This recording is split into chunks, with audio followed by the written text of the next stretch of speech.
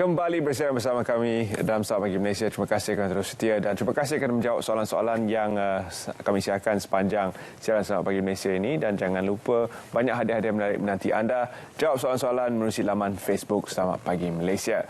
Baik, kita akan sambung perbincangan yang menarik berkaitan dengan teknologi penyiaran seiring dengan 75 tahun kami di RTM.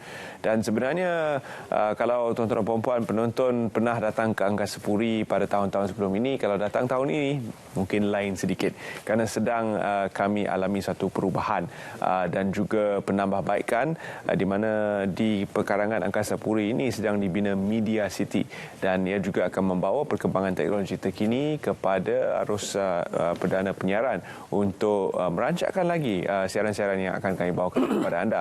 Bersama saya di studio 3 orang tetamu yang akan membincangkan perubahan dan juga peredaran bergerak ke arah teknologi ini. Bersama saya Tuan Haji Ahmad Afandi Abu Hashim, pengarah bahagian kejuruteraan produksi. Ya, terima kasih. Kita juga ada Encik Ismail Seman, pengarah bahagian kejuruteraan pembangunan, dan juga Encik Ismail Sulaiman, timbalan pengarah seksyen teknikal rangkaian. Jadi terima kasih kerana sudi bersama kami dalam siaran Selamat Pagi Malaysia. Kita mulakan dengan Media City. Ya, Tuan Haji Ahmad Afandi, bagaimanakah perkembangan terkini yang berlaku sekarang di kawasan perkarangan Angkasa Puri ini dan pembangunan Media City setakat ini? So, terima kasih Terence. Kalau kita masuk ke Angkasa Puri, kita akan nampaklah banyak bangunan-bangunan baru terbina. Inilah satu di dalam projek Media City. Sebab di dalam projek Media City ini ada 3 fasa lah. 3 fasa. Dan fasa pertama merupakan peralatan broadcasting. Ini termasuklah 4 studio dan juga OB van serta bilik berita, pusat berita di Wisma Berita.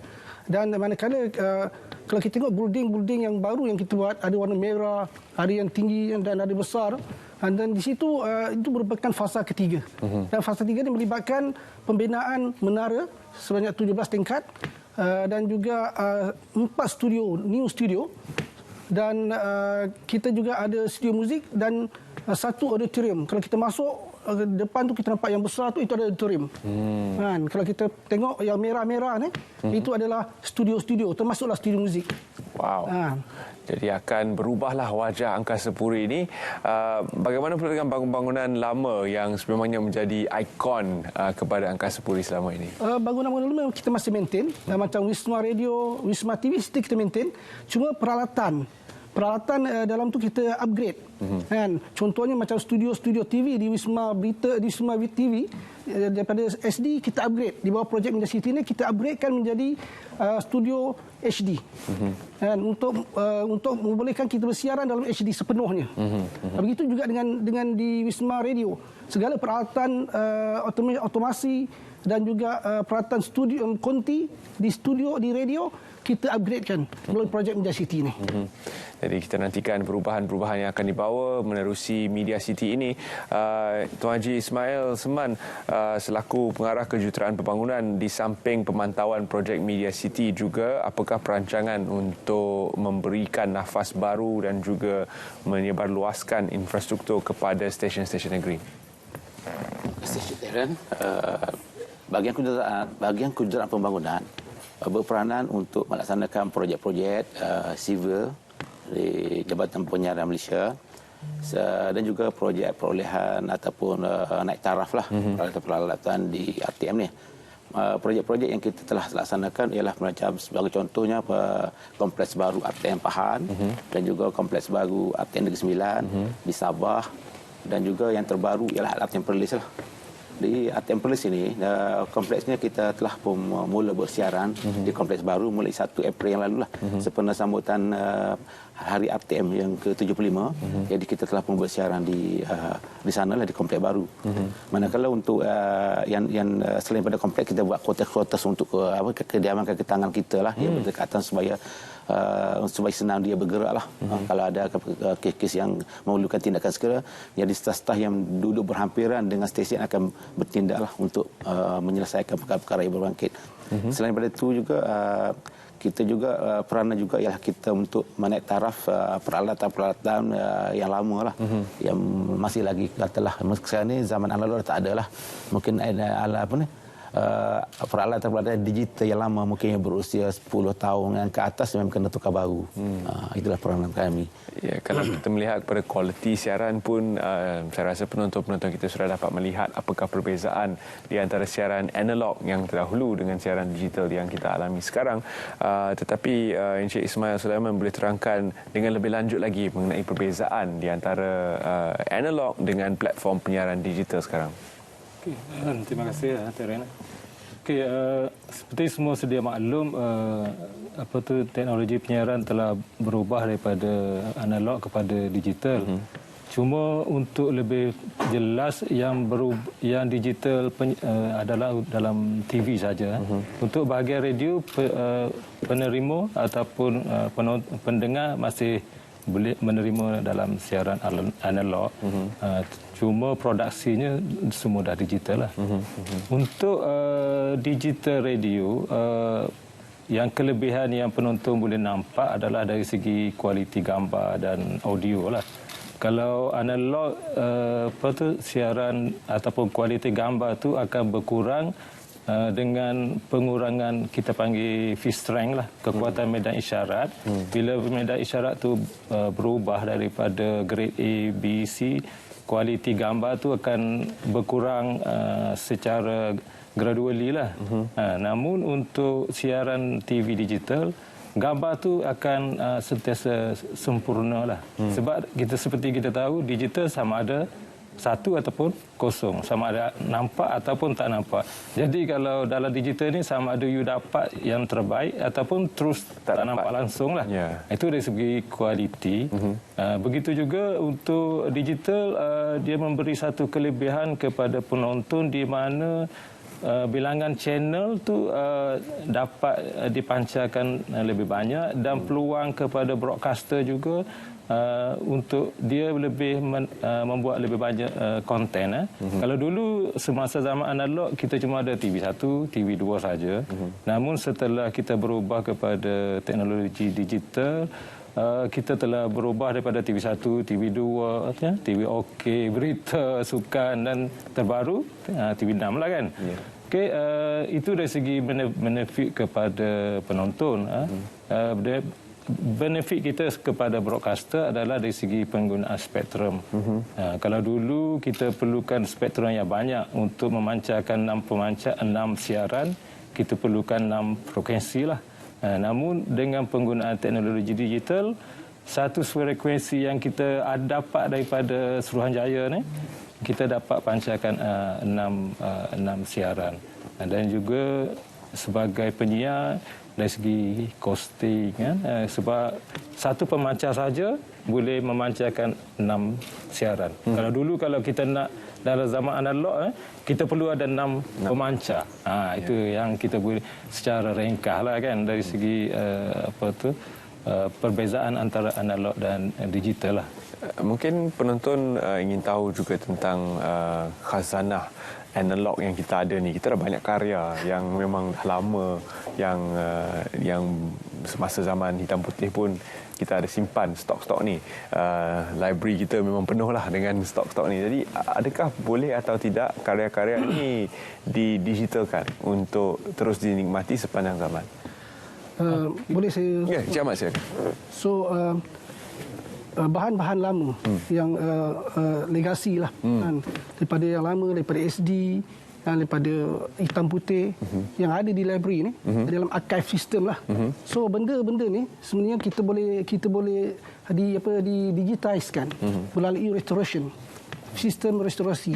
So dengan sistem restorasi ni, bahan-bahan lama ini akan digitizekan, menjadikan bentuk-bentuk file dan kita boleh mainkan semula. Bagaimana itu? Sebab kita wujudkan TV6, TV6 untuk kita siarkan bahan-bahan lama. Seperti opah yang sedang bersiaran sekarang. Bahan-bahan lama ni kita digitizekan, kita convertkan jadi bentuk file dan kita boleh main semula dan kita siarkan dalam digital. Inilah teknologi. Dan ini juga satu nilai tambah yang besar kepada para penonton kita yang meminati siri-siri lama seperti Opah, drama yang memang dirindui. Mereka gemar untuk menonton semula drama-drama ini dan itu adalah antara maklum balas yang kita terima. Untuk memperkasa jaringan infrastruktur telekomunikasi digital dan juga komunikasi sosial untuk meningkatkan penghayatan para penonton kita. Encik Afandi, apakah nilai tambah lain yang boleh diberikan menerusi platform digital ini? Contoh seperti hybrid broadcast dan sebagainya. So, teknologi digital, bila kita bercakap tentang transmission on digital transmission, dan di Malaysia, kita menggunakan DVB-T2, second generation, digital video broadcast terrestrial second generation. So, kalau kita tengok, dia bermula dengan DVB-T. Sekarang kita Malaysia, kita adapt pada DVB-T2. Dan melalui pemancaran digital ni, kita boleh dekatkan penonton sebab kita tahu generasi muda dia lebih kepada internet, kan. Jadi bagaimana TV juga kita boleh connectkan ke internet. So sebab tu untuk keistimewaan digital ni kita boleh hybridkan. That's why kita siarkan HBB TV, hybrid broadcast broadband TV. Di mana TV ni di samping kita tengok TV, dia boleh support dengan data. Ni dikatakan OTT, over the top. Kan? Jadi di samping TV kita boleh tengok juga data dia.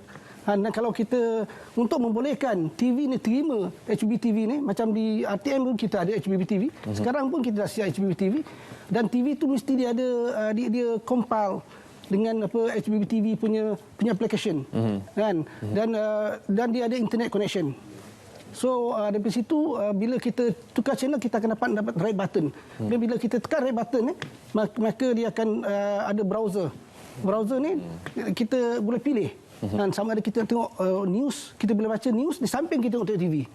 Kan? Serentak. Ya, serentak. Dia hybrid kan di antara broadcast dengan broadband. Nah, ini sebab kita nak tarik ke penonton supaya dia tengok pada TV kita. Ini teknologi lah. Bolehkah wujud komunikasi dua hala antara kita sebagai penyiar dengan penonton? Ya, dia melalui internet ini, penonton boleh, normally dia banyak boleh. Kalau kita banyak aplikasi, contoh macam kita boleh buat quiz. Melalui HBB TV, kita boleh gunakan quiz untuk respon interaktif antara studio dengan penonton. Nah, ini bergantung pada mana kita gunakan aplikasi ini.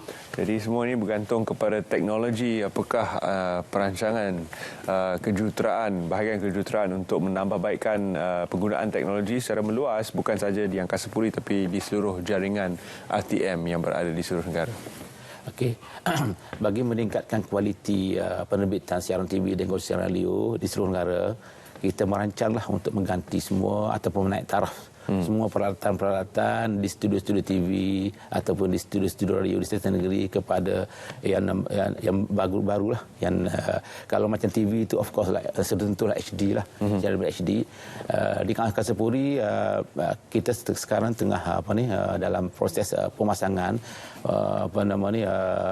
peralatan HD lah. Jadi start daripada OV bank OV truck yang di secara luar dan sebagainya, kita semua beroperasi dalam HD lah. Begitu juga di stesen negeri macam di Sabah, kita dalam peringkat latihan untuk kita dah beli satu OV bank baru untuk RTM Sabah. Jadi kita peringkat latihan untuk peringkat fasa terakhir lah untuk menyerahkan OV bank berkenaan di RTM Sabah dalam HD untuk siaran luar. Dan juga di Sarawak sudah pun ada penerbitan HD lah untuk siaran luar dia. Jadi dengan adanya fasiliti berkenaan penerbitan TV siaran langsung di Sabah Sarawak semuanya dalam format HD lah. Begitu juga siaran-siaran radio. Walaupun sebelum ini semua dalam digital, sekarang dalam fasa untuk kita mengganti semua peralatan studio baru, konti-konti dengan peralatan yang lebih baik lah. Baik, itu adalah antara perkongsian menarik mengenai perkembangan teknologi. Jangkauan siaran kita setakat ni macam mana, Encik Ismail Sulaiman? Okey, dari segi siaran digital TV lah. Kalau untuk penonton TV yang menonton tu mungkin sebahagiannya menonton menggunakan siaran My Freeview kan. Ada juga yang menonton melalui satelit, ada juga yang menonton melalui internet, sama ada MyClick.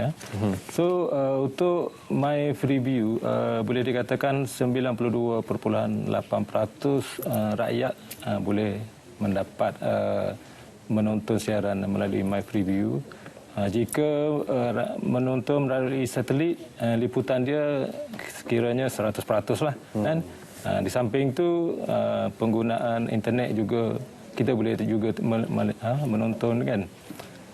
Untuk radio kita ada 96 pemancar di seluruh Malaysia ni. Kita ada 96 pemancar, 51 pemancar diselenggara oleh pihak TM dan bakinya 45 stesen pemancar tu diselenggara oleh pihak RTM sendirilah, seksyen teknik rangkaian sendiri. So boleh dikatakan liputan kita untuk siaran radio ni adalah dalam 95%. Di samping siaran pemancaran FM, kita juga ada pemancar radio shortwave. Kalau dulu-dulu zaman sebelum ni memang terkenal dengan AM lah, amplitude modulation, sebelum kita berpindah kepada frekuensi modulation. Baki, kira ada baki lah, kan. Shortwave ni kita memancarkan siaran kepada di Sarawak saja, untuk siaran Sarawak FM dan Wak FM.